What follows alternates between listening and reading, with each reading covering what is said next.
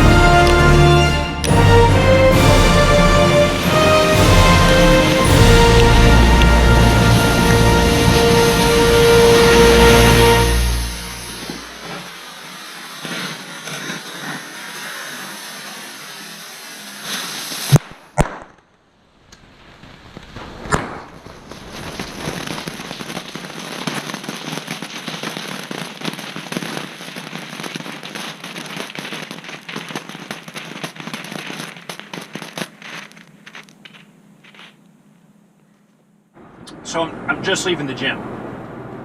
Started working out in the last few months, and there's so much I've learned about working out.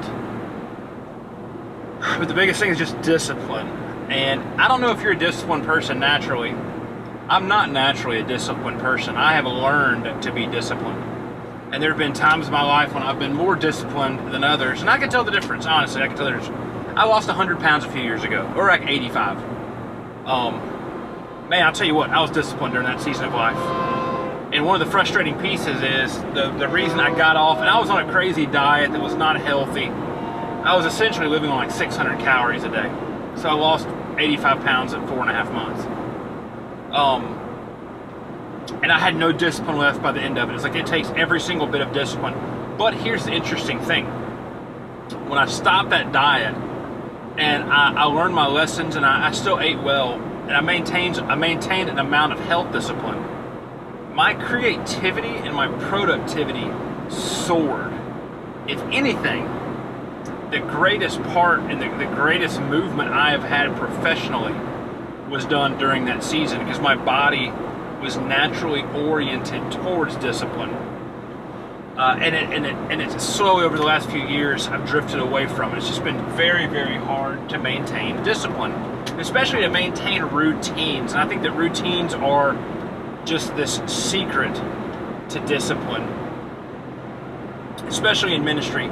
Routines very powerful, but the kicker, the flip of routines are that.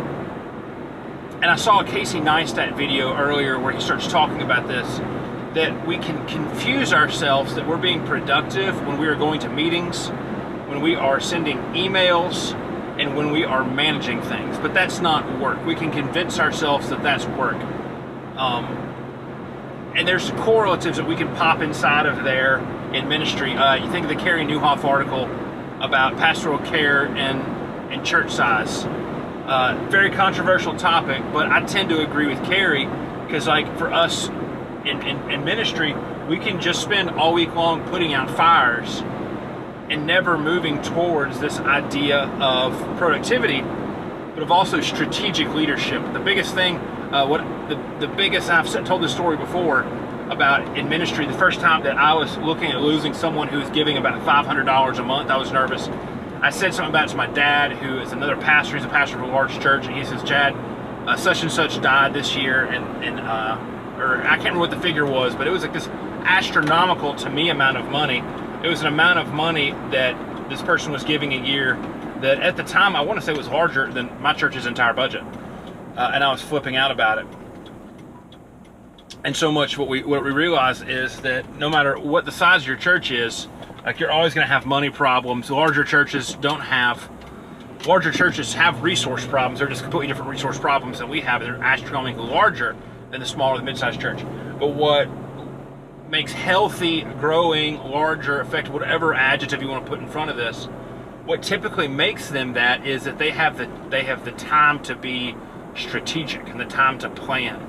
And so this discipline thing in ministry, so much of it has to do with us disciplining ourselves to have the time to be creative, to have the time to be strategic, to have the time to write and implement fantastic systems, which is another discipline, to preach really good sermons, to write engaging content when we have to write content at, to plan out a sermon series that are going to engage people, it's vice versa. And so discipline is the act of us making all the small ball stay small ball and not letting it just overwhelm our life. So there's my thought on discipline for the day. Hope you have a good one.